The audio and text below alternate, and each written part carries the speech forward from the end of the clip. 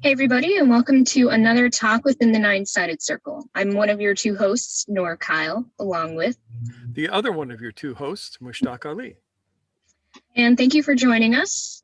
It's kind of exciting today because today is our kind of celebration for reaching 300 subscribers. We offered to you guys that we would answer someone's question for this particular talk or respond to their idea that they came up with.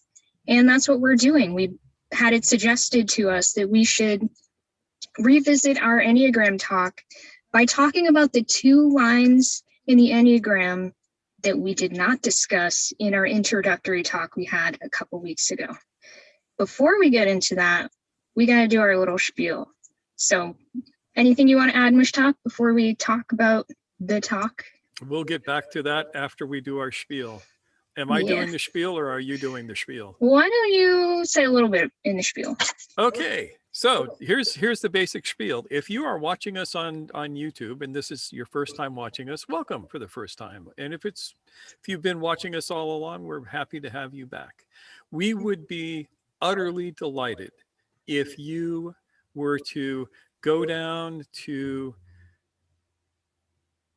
here and hit that subscribe button and hit the notification. And if you like what you're doing, or if you like what we're doing, I hope you like what you're doing, but if you like what we're doing, hit the like button. If you don't like what we're doing, hit the hate button. There's no such thing as bad press. We always say that and we mean it because all feedback is good feedback as far as we're concerned. And obviously, we value your contributions in terms of ideas you might have for us to take up and work with some Sunday evening. We're using one of those ideas this evening, for instance. Yes. So from please a feel brand free. New subscriber. Yeah. Very exciting. Definitely exciting. So that's helpful for us because that helps us when we get into, we run out of things to talk about too. So feel free, you guys. We love when you guys have input. Yeah. So there you go. And we would love it if you made a comment down below in the comment section. We will do our best to answer every comment that you make, unless you're a troll, in which case nobody will ever see your comments. But yeah. But for regular, normal people, we love your comments because that lets us know how we're doing. Mm-hmm. And so we appreciate your feedback. It's been super helpful. So as far as, so other than that, I mean, if you haven't already, you can join our mailing list or our Facebook community in the links we have in our description below. Or both, of course. Yep. With no further ado, I am going to let Mushtaq carry it away. He's going to be leading us in our talk tonight because this is something he feels really passionate about. Yay! And it's going to be interesting because this is stuff that I'm also learning, as I mentioned in the previous talk on the subject. So we're all in this together. Thanks for joining us. Go for it, Mushtaq. All right, I'm going for it. So first thing, up here, there is going to be a thing that says, go and listen to this. And there will follow one after another, and there will also be things down below. The first thing it's going to tell you to listen to is the Pythagorean Enneagram, which we did a few weeks ago. And a month ago, we did what we called our general introduction to the Enneagram. And that has all of the basic math in it that you need to know. And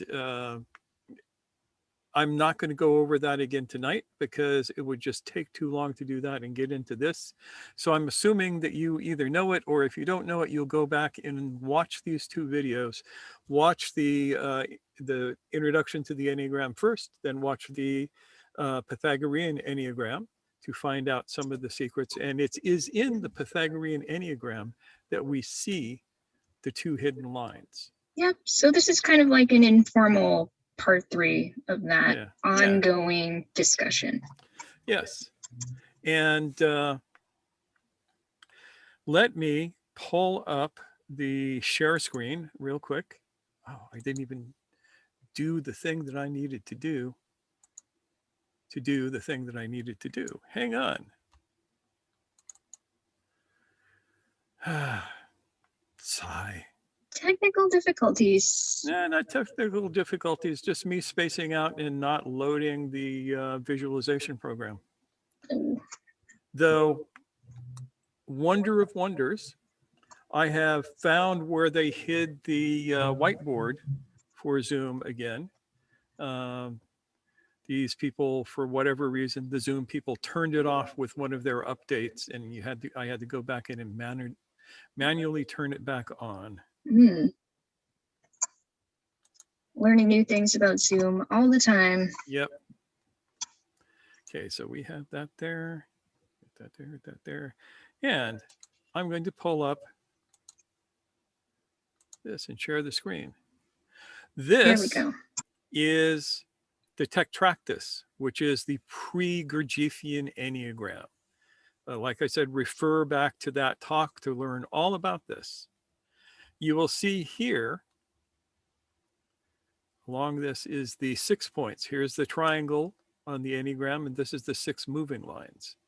And you'll see I outlined 2 of these lines in blue. So these are the 2 hidden lines that we don't see in Gurdjieff's Enneagram.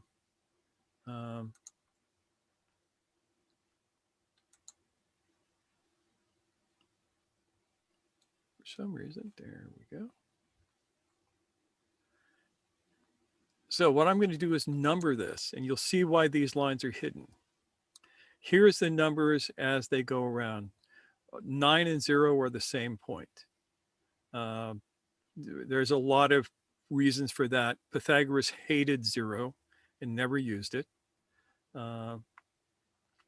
So we have 1, 2, 3, 4, 5, 6, 7, 8, 9. And if you remember, the Enneagram is made up of 2 laws, the law of 3 and the law of 7.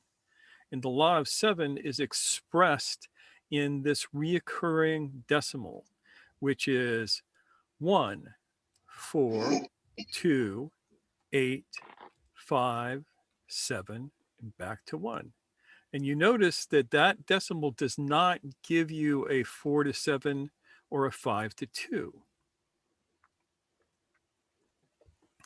Therefore, when we get into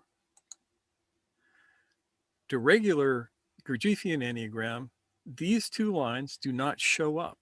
And you look at this and you go, oh, these points and these points do not cross the equator. This is the equator here, which is represented by the 10th dot in the Tetractys and by the B in this Enneagram. And yet these relationships are here if you understand it. So I'm going to go back 1, and I want you to look at this again so you can see from 1 to 4, follow this line from 4 to 2, from 2 to 8, from 8 to 5, from 5 to 7, and from 7 to 1. If you're wondering about why that is the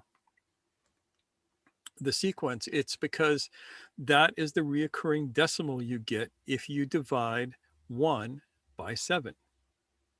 This is something that's been known for centuries. And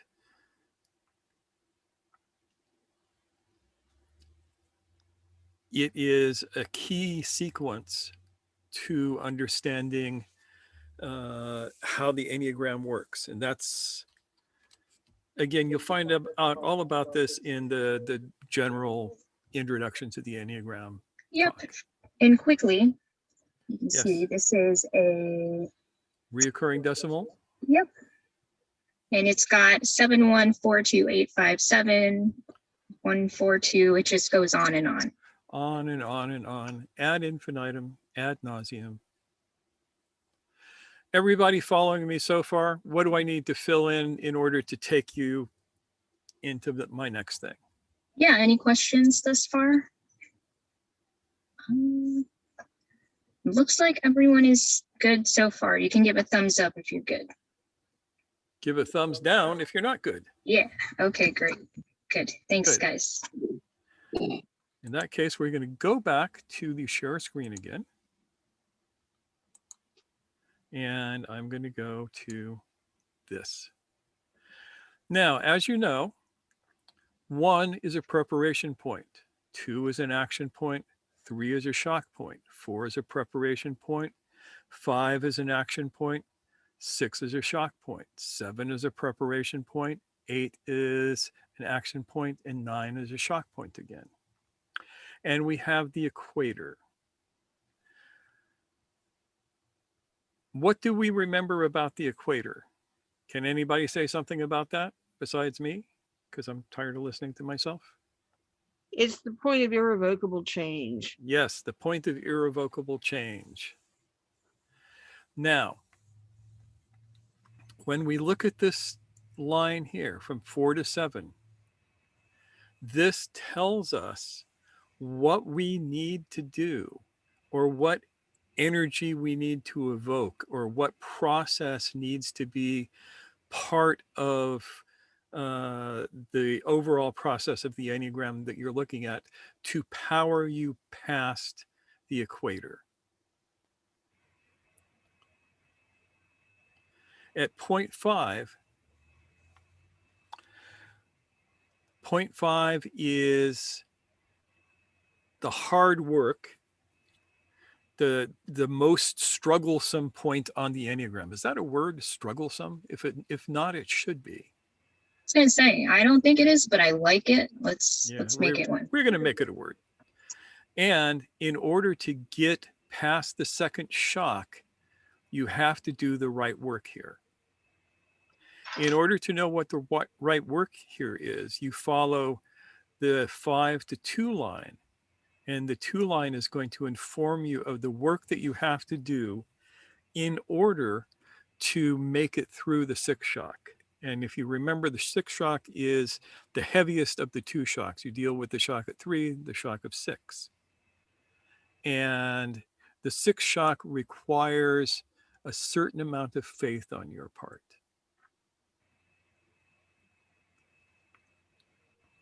Now, how do we understand this is a ratio and this is a ratio? And as you know, in the beginning was the ratio, and the ratio was with God, and the ratio was God.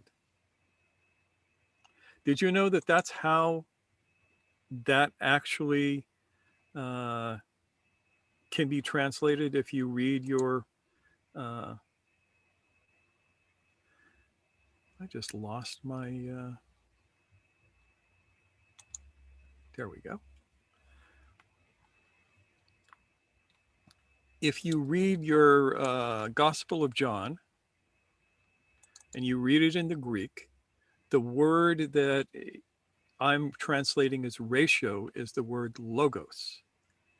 And logos can be translated as word, which is the way it's usually done in Greek.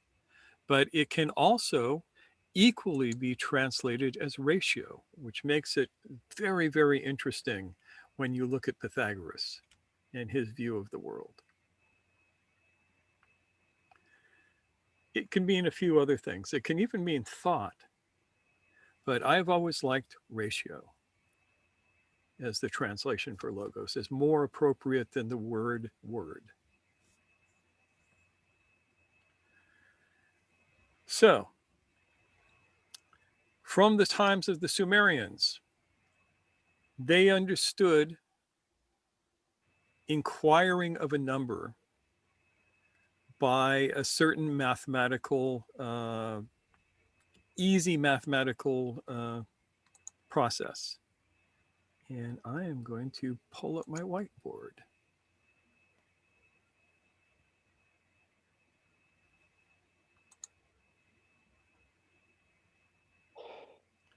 So if I take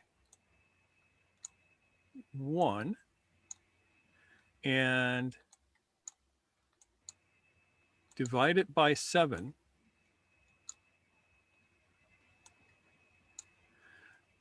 I get 0.0 0.14287 into infinity. Sorry, this is so sloppy. I'm doing it with my mouse. I was too lazy to get my tablet out of the cupboard and hook it up. So you're going to have to deal with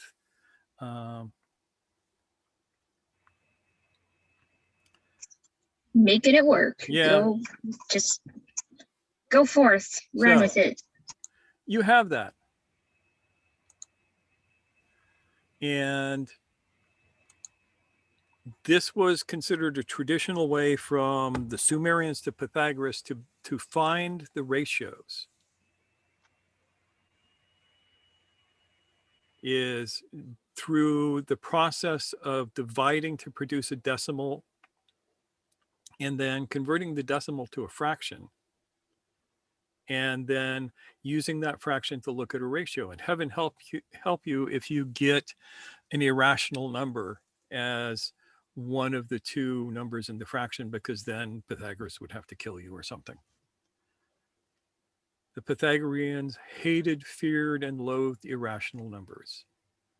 So we aren't going to talk about pi or phi or e or any of the other cool irrational numbers.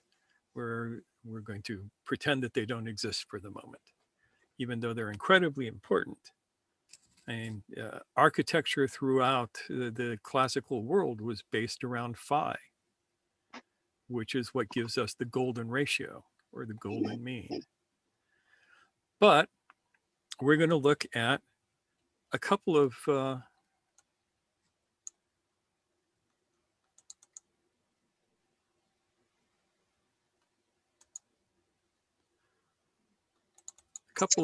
different relationships. We have a comment from Aaron. Is it all right if I read it? Yes, okay. Please. Aaron says, I see, quote, word, unquote, as working because of the borrowing of the alphabet from the Phoenicians. That's me assuming the alphabet they used was numerically analogous, like Hebrew, referring to logos. Yes. And it was, in fact, the Greek numbers were like Roman numerals. They used their alphabet to do their numbers. And as I mentioned in the talk on the Pythagorean Enneagram, they were so disliking of certain aspects of other people's numerical systems, like the Babylonian and the Sumerian, that they would use the Babylonian system, which does use 0 as a placeholder, to do their calculations for astronomy, because it was much more efficient. And once they got their answers, they would translate it into the Greek numbers. They wouldn't even show their work. So we're going to go here. That's not where I want to go. Aaron says 0 was taboo then? Yes, 0 was absolutely anathema to the Greeks. They did not like the idea of void or nothing as a reality. And even as a placeholder, they wouldn't use it. You know, we get our 0 from Indian mathematics, because, you know, Hindus were totally down with the void. They were perfectly happy with having the void as a real thing. The Greeks said, nature abhors a void. They were totally wrong about this, but it is a saying that has stuck with us for 2,500 years. Nature abhors a vacuum. It abhors a void. And yet the entire universe is mostly made up of void. Aaron says, that's interesting, because my assumption was that it was simply not conceptualized in the West as it is. Yeah, this is a discussion that will take us down a whole different rabbit hole. So hold on to that thought. Yes, hold on to that. We will these are twists and turns that are worth discussing, but we'll try to stay on target today and we'll place hold for that one. All right, there we go. Thanks, Erin. We love our rabbit holes.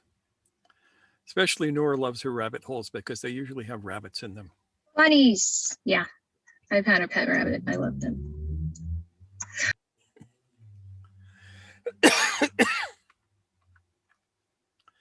So anyway, where was I? Oh, yes. So why do these two lines do what they do, and how is it that they do what they do? We're going to take a look at making an inquiry of these numbers in these ways.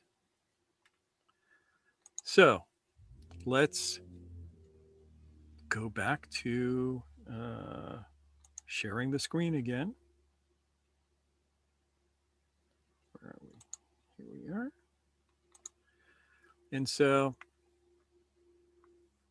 we have 5 and 2 and 4 and 7.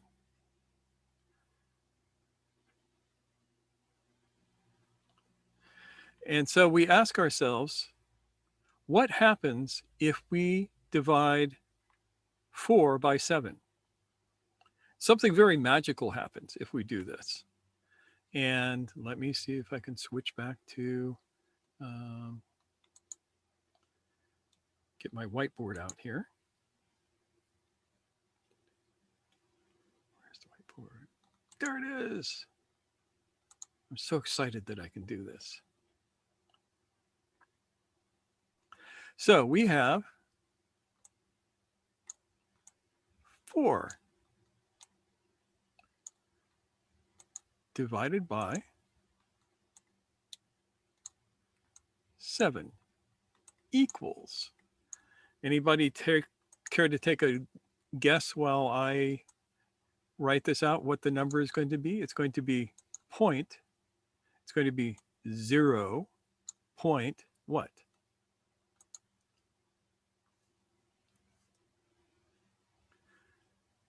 Everybody's going for their phone, maybe. Doesn't matter. It's going to be 5, 7, big 7, 1,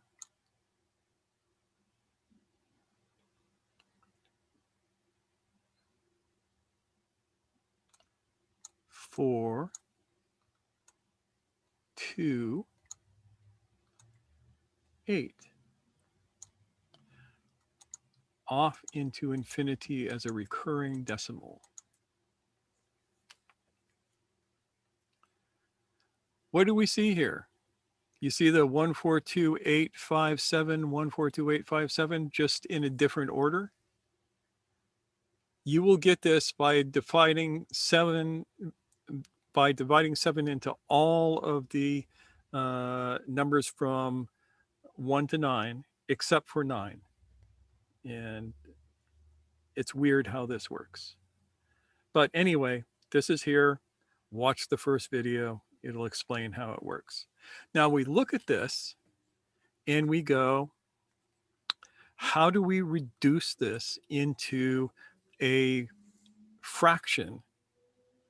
What would the fraction be? And that will show us our ratio. Oops. How did that go?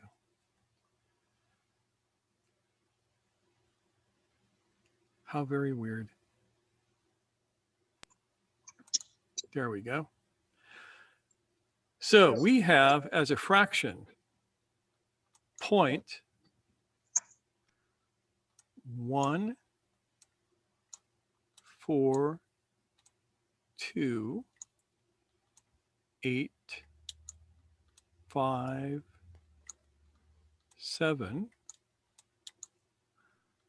over 25000. 0.142 or 142857 over 0.250000. There should be a point here. What do you notice about this?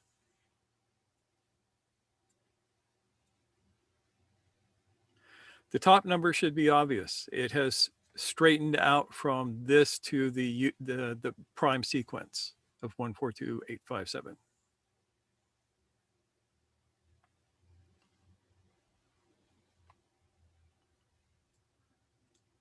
Anybody care to hazard a guess the significance of 250,000?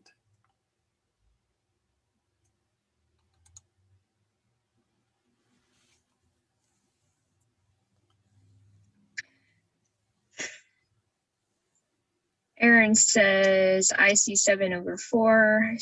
Chrissy says 2 + 5 = 7. Aaron adds 1/7 over 1/4.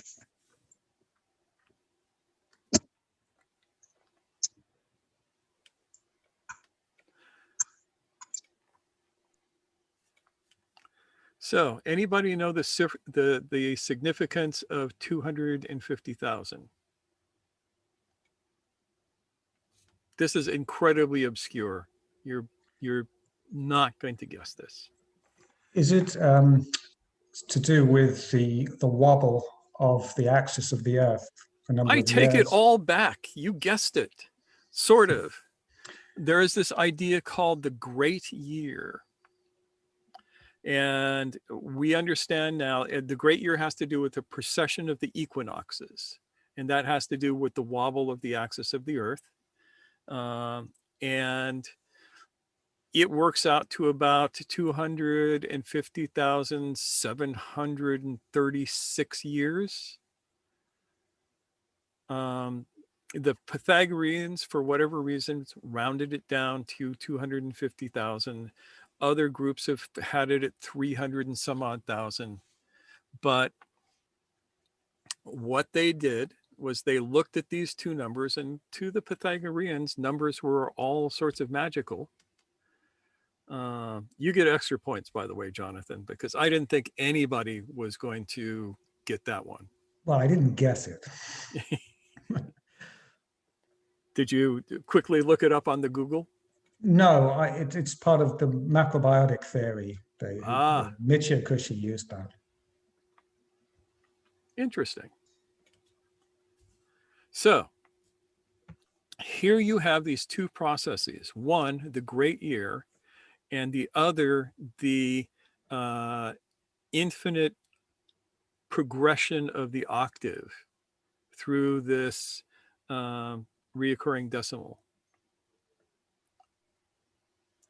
And this is how we begin to understand what you need to do when you get to the equator. And let me go back here.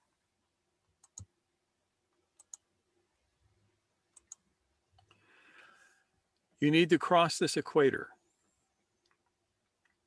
In order to understand how to cross this equator, you look at this line. And this line gives you that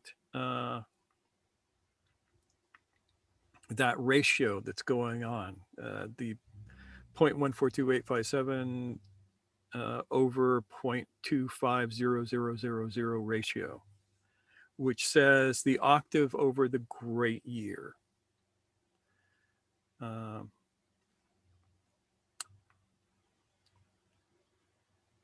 So this is where it's going to get weird, as if it's not already weird. There is a concept within the work. We've run across it in various different places. Nietzsche mentions it, various other philosophers, but most importantly, Gurdjieff talked about it when he was in Russia, and it's the concept of eternal reoccurrence. The idea of eternal reoccurrence is not reincarnation. It says, basically, you know, this life that you're living, You've lived this life over and over and over again from the beginning of time, and you will be living it until the end of time. It will eternally reoccur. Your consciousness will come back and go through these steps. This is your fate.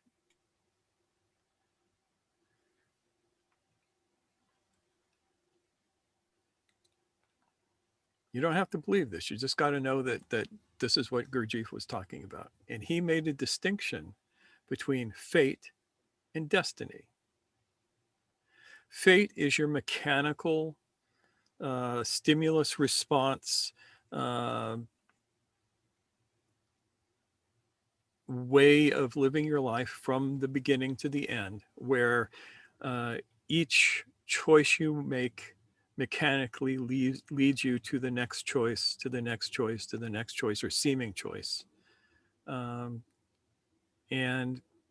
according to his philosophy, this just repeats. Go from birth to death in the now. The now becomes the becoming again, and then you go back into from birth to death and follow this cycle around and around. So this line tells you how to break this cycle in the aspect of the Enneagram that you're dealing with. So we're going to really quick go back here. And I'm going to remind you about the Enneagram of the kitchen. At the 0 point of the 0-9, you have the idea of nourishment. Point 1 is the kitchen ready at work, ready to work. Everything is in its place. Point 2 is the kitchen at work, pulling everything out, getting it ready. Point 3 is your first conscious shock. And that has to do with the food entering into the process. The food isn't there until point 3. You pull out the food, or the food is delivered. Point 4 is repairing the food. Preparing the food. This is the mise en place. You're chopping, setting, doing all of the sous chef work until everything is ready. Then you have to get through this point here to get to 5, which is cooking the food. This would be applying the heat. The reason that this is a point of no return is because you can't uncook food. The moment you apply this energy,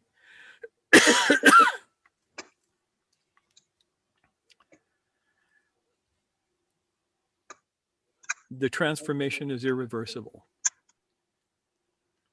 You look along the line, 6 is 5 is the dark night of the soul, or the food is cooking. 6 is the community enters, something enters in from the outside. And 7 is serving the meal. So when you look from 4, creating the food in such a way that it can be cooked, to the idea of serving the meal, this hooks you into the greater idea of community, because you cannot serve the meal without community. This tells you that this service here is what can break you out of an unconscious pattern. And it's the difference between preparing a beautiful meal and slinging hash. Because you focus on the idea of, I am doing this to serve my community. I am doing this to serve food to my community, just as this is still in the area of the kitchen.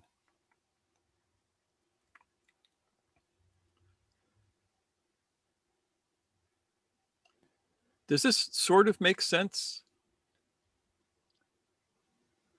It might. I mean, what I'm taking away from this is that the 4 to 7 line is activating your sense of purpose. Yes, exactly that.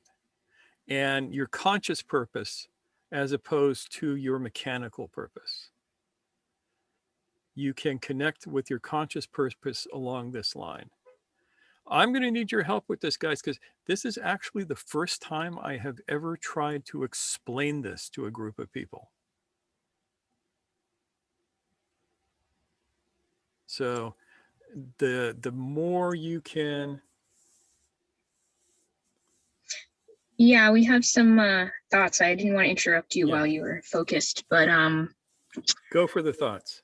Mr. Keem was saying that you know, a couple steps back, he was saying, is that related to the quote from Shams that every breath is a chance to be reborn spiritually? But to be reborn into a new life, you have to die before dying, because you're talking about cycling through life the same way over and over and over again. Yeah. And that's exactly why I chose that quote for today's talk, because that is exactly how it relates. Yeah. And Aaron asked something. And Aaron asks, are the hidden lines obscured from the first timer? Yes, the hidden lines are obscured from almost everyone.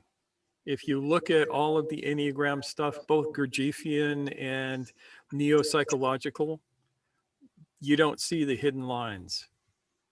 They don't talk about them. They don't draw them in. They don't talk about them. No. So I think we touched a little bit into why that might be, but if you had to think about the now, why do you think that is? Ask the question slightly differently. Like, why are those lines not discussed? Why are they hidden? Because as far as I can tell, Gurdjieff never talked about them, or if he did, he only talked about them with individuals privately, and it wasn't written down. Okay, so I got some hints on this, especially the second part of this, from J.G. Bennett. Yeah. But I didn't really get a sense of this until I was instructed to study the Pythagorean Enneagram before I tried to understand the Gurdjieffian Enneagram.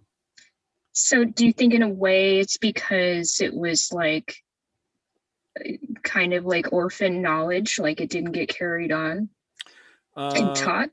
It didn't get carried on and taught in the West. Mm-hmm. Remember, all we knew of the Enneagram in the West was from Gurdjieff first, and then the special circumstance sort of kind of Enneagram material that came from Oscar Ichazo and the Eureka system and became the Enneagram of personality. Okay, so all that makes sense to me. Thanks. So it's been obscured from almost everybody because it just wasn't taught. And in order to see it, you have to go back to the Pythagorean system of the Enneagram to know that the lines are there. Once you know that, then you can see the crossovers. But they were either, I suspect that it was intentionally hidden, just because Gurdjieff was kind of a rascal. And he didn't want to give up all of his good stuff all at once.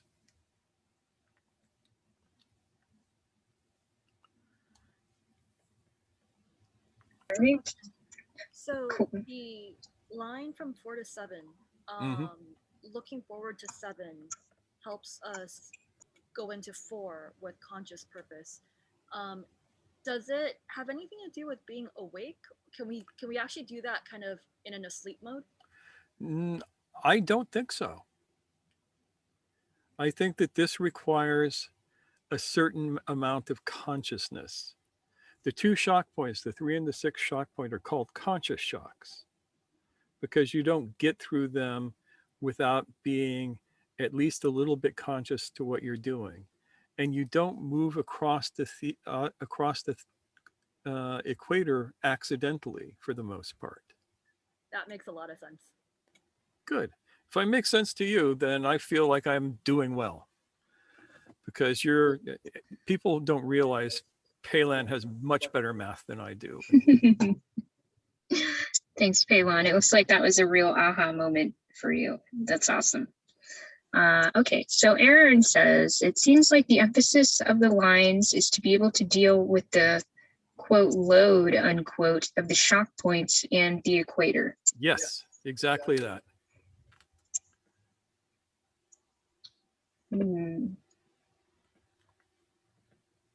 Yeah, that's an interesting thought. It's like, that's a pretty, well, we talked about this last week, how 5 and 4 are kind of foundational to the whole process. Yeah.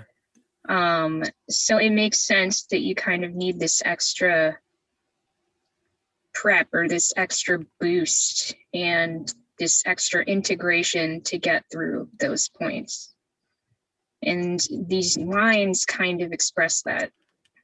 Yeah, and if you remember in the Pythagorean Enneagram talk, Jonathan had a particularly salient observation on the Tetractys, because he pointed out that it shows where if you are building something, a pyramidal-like structure, where the greatest stresses and forces are going to be, which are at the 4 and 5 points.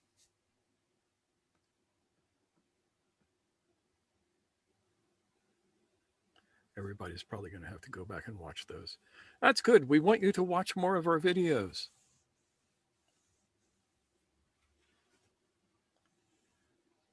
So that gets us to what we were just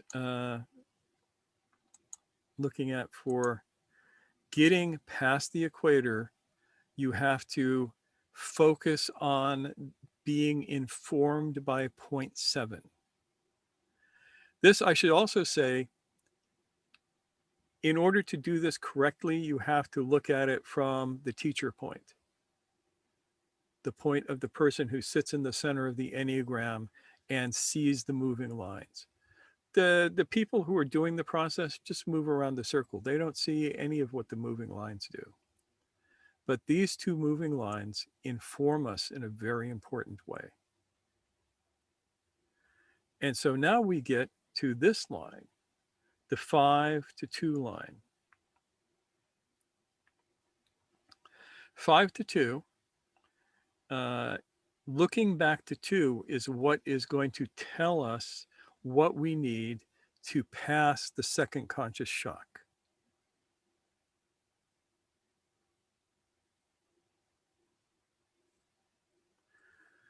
In the kitchen Enneagram, this is a little bit more obscure, and we'll go into some interesting things about the math of this. In the kitchen Enneagram, we look back to 2 from 5. 5 is the food is cooking, and we look back to the kitchen at work, where you are marshaling your the elements that you need. So this asks the questions: what elements do you need that you marshaled are you not using right now? What have you accidentally left behind? And how can you use this knowledge to make this leap to 6 and then to 7? Now, I'm going to have to do this and then go to my whiteboard again and clear this. So,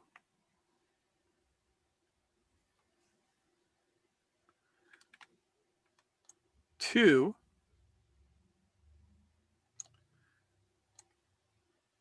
divided by 5 equals 0.4. Can anybody convert 0.4 into a fraction?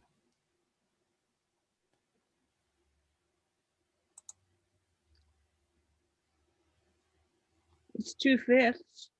Exactly, it is 2/5.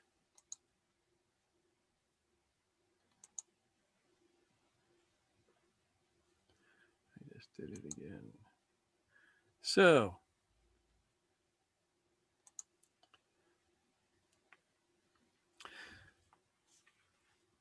we have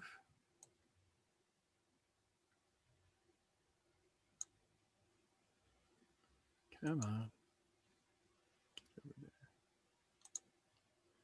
2 over 5.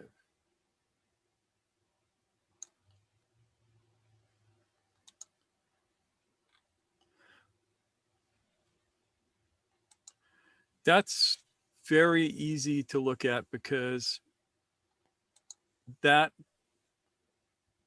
doesn't have any reoccurring decimals or anything. Very, very simple. Is there anything particular about 2/5?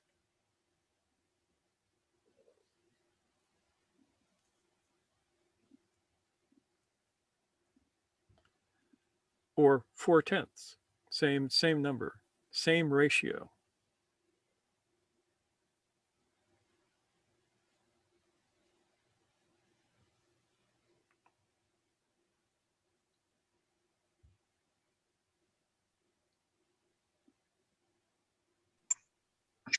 What do you think, guys? Any guesses? Dave says not cooked yet. Within the tetractys, there's the idea of the 4 and the 10 relationship. Yes. The dots 1, 2, 3, 4, then the total of them being 10. Mm-hmm. Which can then be reduced to 2/5. What is special about 2/5 of anything? Or 2 parts of 5? Here, It's not quite half. not Yeah. quite half. Aaron says the same thing, slightly less than half. Let's go back to the whiteboard. And I'm going to clear all of this. And then we're going to go to this. Here is 5/5. Right? Now, if I color in 2 of these 5/5 in one color and the other 3 in this, you begin to see the ratio. I'm not sure we're seeing what you're seeing. No? I'm Nothing. seeing just white. Oh, in that case, I have to come back and do this. Share. Come on, there we go. There. So There you you go. all see this here pentagon. Now, if you remember from the Pythagorean talk, the 2 symbols that were most important to the Pythagoreans were the tetractys and the pentagram. The pentagram, which you can draw within the pentagon here, gives you all sorts of important stuff, including the golden ratio. But here we're going to look at something even more fundamental. We have this divided using triangles into the 5 parts of it. And then we color this in. And we have 3 over 2. Or to put that in another way, popping back and forth between my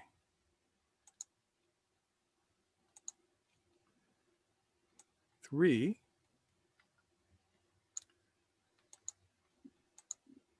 2. Does that look any more familiar to anybody?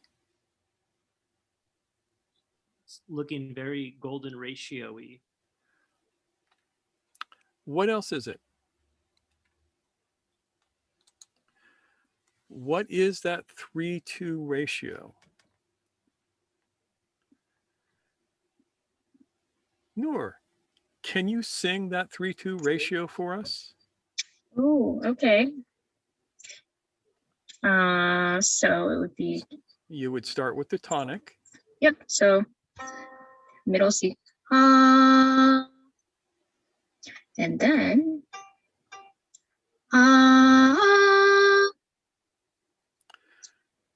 Can anybody hear what that is?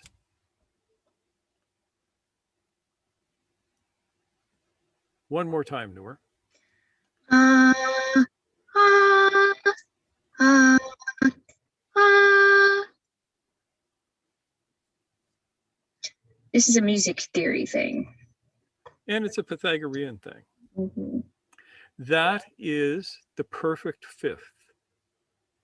And the Pythagorean octave is built on the idea of the perfect fifth, of taking the 3 and the 2 and going, oh, here's this ratio of 3 to 2 on an octave, on a tonic note, that gives you this incredible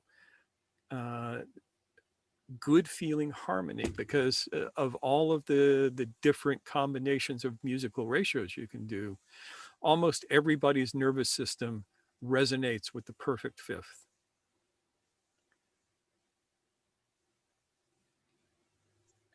I'm able to play those notes together if you think that would be helpful. It might be helpful. Okay, let me turn this up. I'll make sure everybody can hear it. So then together.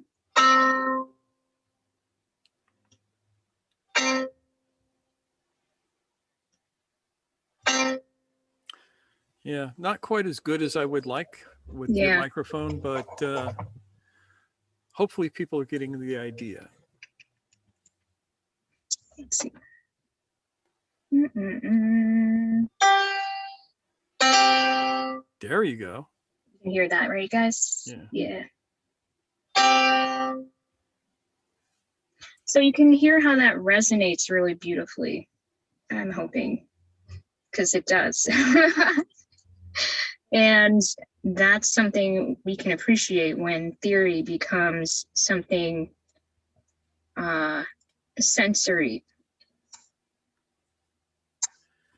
And so this 5 to 2 line reflects us back to the octave again in its most fundamental way of finding it. When Pythagoras was messing with his monochord, looking at the ratios, and he got the ratios by putting a bridge on a string. You know, he had the string with no bridge. You pluck it, you get a note. You put the bridge at any point along the string and you can pluck either side, and that's the ratio. Some of those ratios sound like shit. Some, like the perfect fifth, sound wonderful.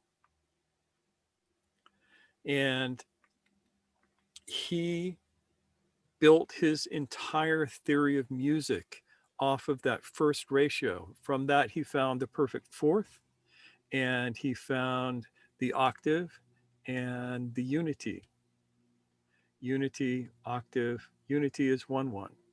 Octave is 2-1. And then you have the fourth and the fifth. And then the notes in between those that sound good create the Pythagorean scale. And since the Enneagram is built in part on the law of the octave, this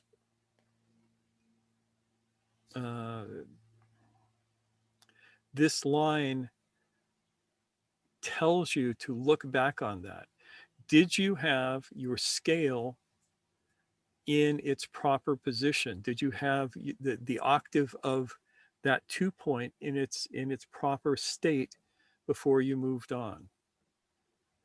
You also look from the 2 to the 5 in order to make sure that your octave is in its proper state. Does that make any sense at all? I mean, I'm just listening to myself saying it and going, I'm not sure if I said that in a way that's actually understandable. I'm not sure what an octave in its proper state means. All of the ratios. I mean, if you bring it back to the kitchen. Yeah, we can go back to the kitchen. And so every point on the Enneagram has its own octave. So the octave of the kitchen ready for work is 1 octave of people doing all of the things to put the kitchen in its ready state. It's saying, have you completed each of the steps? That's probably the best way to say it. This line says, have you completed each of the steps to get here, to get to the next point, to get to the finish point? And there are a series of steps at each of the points along this Enneagram that allow you to complete it. If you pulled out 2 pans and you needed 3, you didn't complete that group. So you have to look along the 2-3 or the 2-5 line as the teacher to make sure that, 1, everything is organized in such a way that when you get to 5 and the food is cooking, you have all the tools. And when you're at 5, to look back along the line to see if there is anything else you need in order to make this right to step through the next shock point. That actually made sense to me. Did it make sense to anybody else? Well, Paylon was nodding along. Nancy, seems like you're having an easier time with that way of explaining it. Jonathan, yeah. Maybe it means you might need a little more salt or seasoning. Yes. To add. Yes. Good. And most of us need a little bit more seasoning. Question, which is if you get to 5 and then you look back and you realize that maybe 2 you were missing something at 2. Mm-hmm. You still have time to enter to bring that into the process at 5. 5 is getting all of your ducks in a row so that you can go through the second conscious shock at 6. And you have to know that 7 is the outcome that you want to be able to serve a perfect meal if you're using the kitchen metaphor. And without the right seasonings, for instance, or enough of the right seasonings,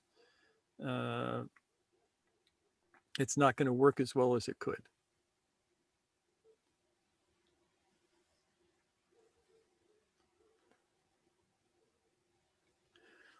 Now, the other thing about this point at 5, when we're looking at the 2/5, is the idea that it's going to be 2 parts your own work and 3 parts faith that gets you through this.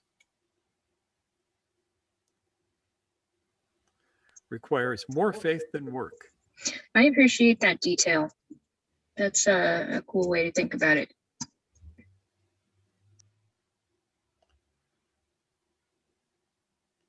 So, Neil, are we completely crazy or what?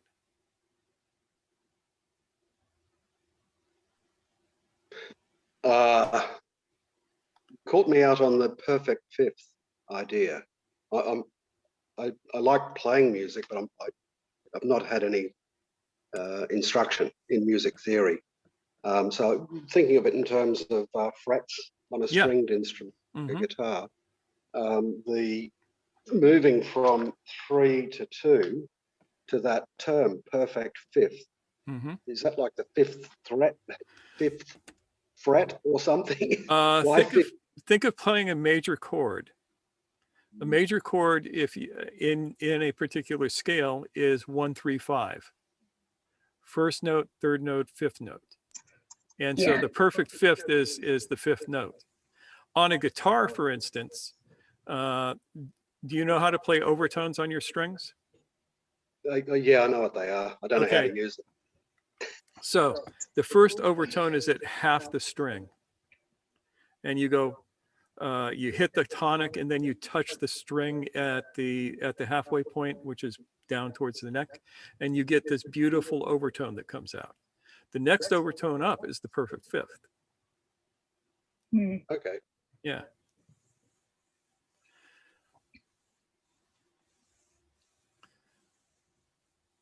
Thank you. Yeah. It's fun stuff. And the important thing about it is that you can feel it in your body. that that transition between the tonic and the perfect fifth feels a particular way, and doesn't feel a particular way just to like Americans or Australians or Swedes. It feels that way to everybody. You find the transition between the tonic and the perfect fifth as a basis of music all over the world. It's cellular. We seem to be hardwired to like it. Are these tones, I don't want to dominate. Are these We want you to dominate. Feel free. Are these tones used in religious orders that use chanting and things like that? Mm-hmm. Or is that just something completely? Oh, no, they use all of this stuff. As a matter of fact, a lot of the really old chanting from both the East and West will use these aspects more than any others. You just got on the forum, right? Yeah, you're on the forum. I'll put up some examples of music built along this harmonic theory in the forum after the talk, so that y'all can hear it, because I love listening to this stuff. It's a forum on Facebook. Yeah, the forum on Facebook. Nor, can you mute my sound again, please? No problem. No worries. Thank you. Thanks for chiming in. That's really, I'm glad you can share some of your personal experience with music and contribute in that way. So to sort of wrap this up, these two hidden lines are designed to give you as the person who is standing in the center of the Enneagram, which is to say the person who is teaching, or the chef who is directing the kitchen, or the person who is involved in controlling the process as opposed to just following the process. These two hidden lines give you what you need to, one, cross the equator, and two, to cross the second conscious shock. And without that, it becomes exponentially more difficult to finish a process on the Enneagram. If you don't know this, it's much, much harder, in my humble opinion.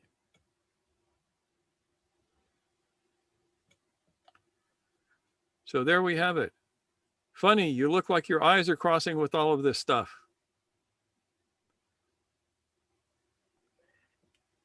No, all good, I think. The coffee is helping, huh? The coffee is helping, letting it sort of sink in and digest. Yeah. Don't think that I have any questions or anything at this stage. Cool. Thanks, Fanny. Always. So I'm going back to gallery view here so we can just talk amongst ourselves for the last few minutes and see if there's anything that I can do.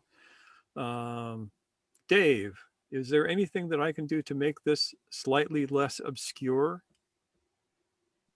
Or is there anything that you can do to make this slightly less obscure? Because I'll take either one. For me, it's not obscure. It's actually interestingly timed, as sometimes happens.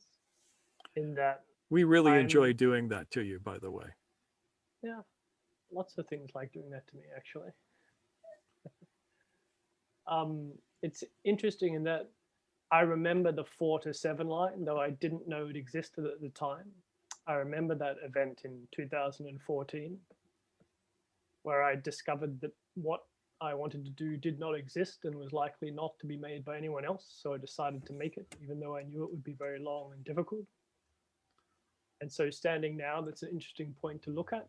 And now, having cooked my meal, but deciding how to prepare it, and at what order of preparation, the 5 to 2 line is interesting. Soon I will be going back through all of my notes from that era, which I dare say will remind me of a few things that have gone by the wayside as is the nature of how I work.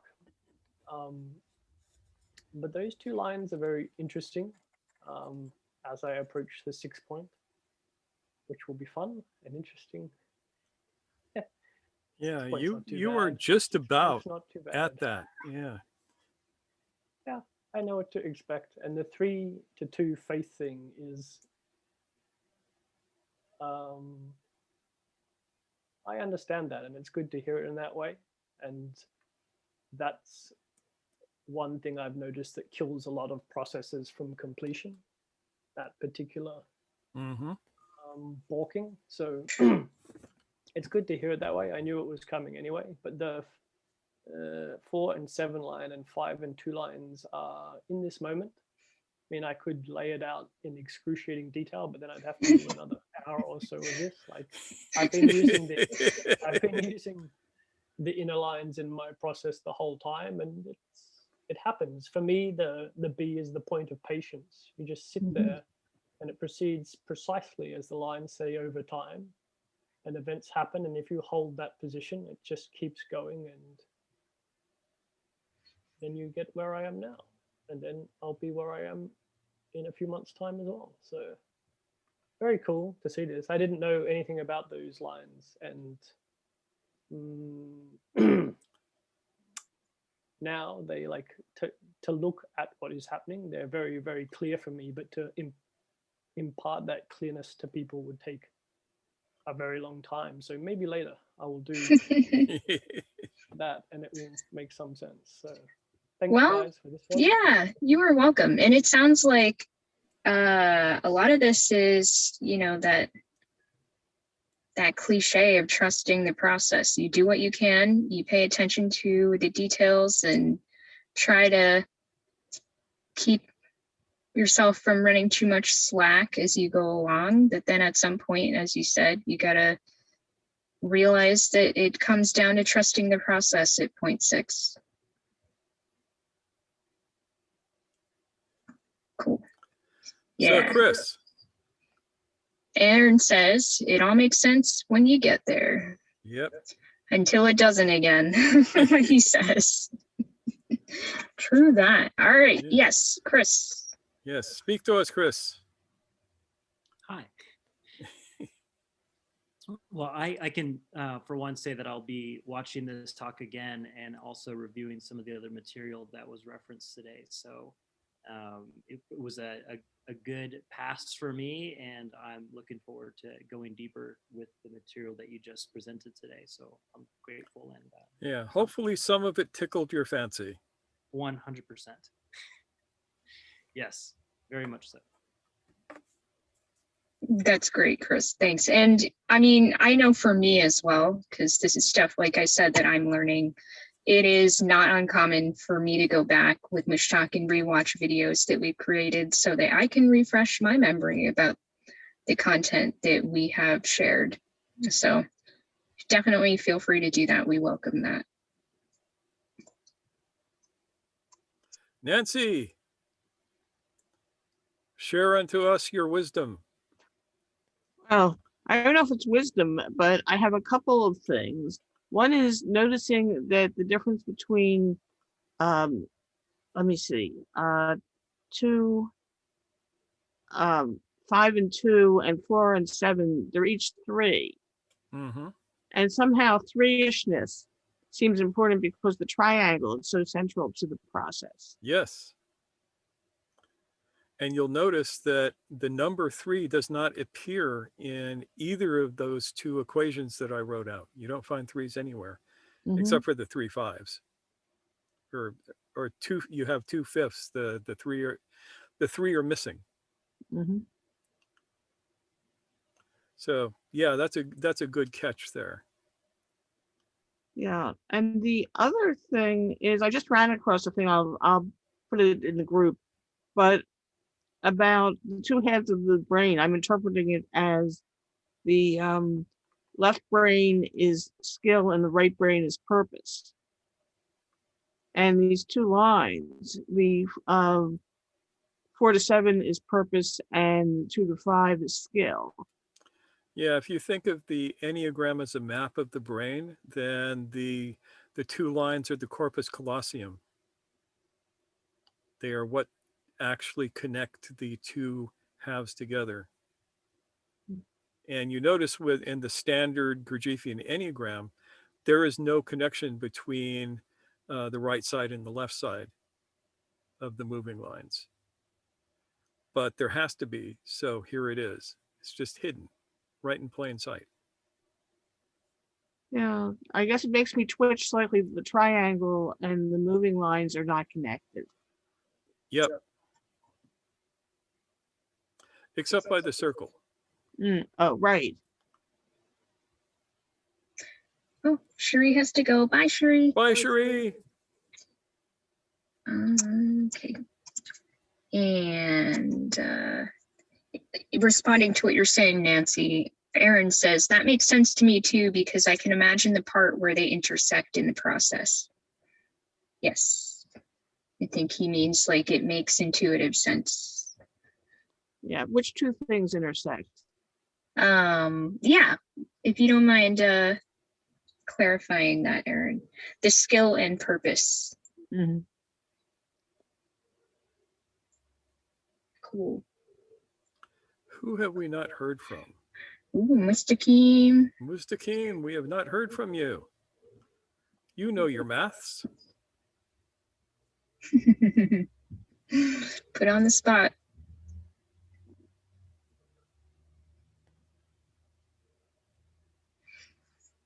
Nothing I can add at the moment, he says. Okay, cool. That's all right. Okay, so what we have here is a fairly rarefied thing. And it's been ignored by the greater Enneagram communities, as far as I know.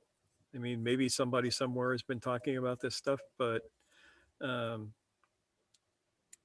if they have, I haven't run across it. Not that I pay that much attention to what's going on with the Enneagram in the world today. So I suppose it is somebody's going to jump in on the comments and go, hey, this person wrote a book all about this. And if you know, if somebody wrote a book all about this, please tell us. And because I would love to check it out. My education is not yet complete. So yeah, I mean, we're always learning and absorbing and synthesizing new information. So this isn't an ego-driven thing. We welcome that insight. yeah, and as smart as we are, we don't know everything. Right. Yeah. We don't even know half the things. We're trying. We're doing our best. Remember, half of infinity is still infinity.